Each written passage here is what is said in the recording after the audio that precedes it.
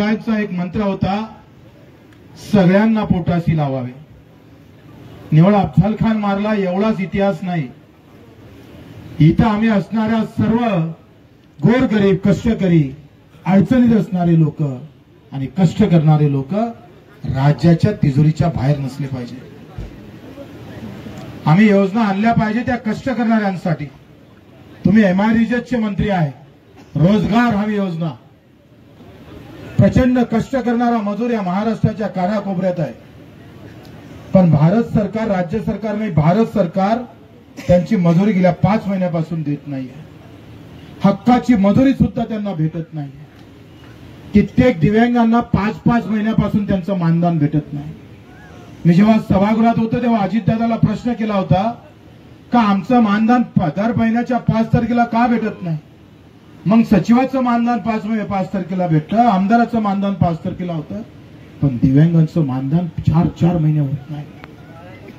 ज्याला 2 पाय नाही, हात नाही, डोळे नाही, त्याचा संसार कसा चालत असेल. काल भरतजी इथं एक बेडवर असणारा दिव्यांग होता. त्याच्या आई वडिला शहीद आला. 2 दिव्यांग एकाच घरी होते.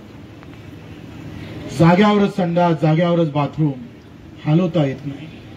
तरी आत्महत्याचा विचार आला नाही. जगण्याचं खऱ्या अर्थानं धैर्य त्यांच्या मनात होतं. बच्चू म्हणे या 1500 रुपयामध्ये यांची मलमपट्टी सुद्धा होत नाही. साधी स्वच्छता करावी शरीराची, एक दिवस स्वच्छता नाही केली तर सगळ्या घरात सुगंध येतो, राहू शकत नाही. अशा अवस्थेमध्ये जगणाऱ्या दिव्यांगाकडे आमचं सरकार छत्रपतीच्या विचाराला घेऊन त्याच्या घरापर्यंत गेलं पाहिजे, म्हणजे चांगलं सरकार आमचं म्हटलं जाईल. एकनाथजी शिंदेच्या माध्यमातून दिव्यांग मंत्रालय निर्माण झालं. त्यांना आम्ही नतमस्तक होतो, त्यांना धन्यवाद देतो आणि अभिमानानं त्यांचं नाव नेहमी आम्ही घेत राहतो.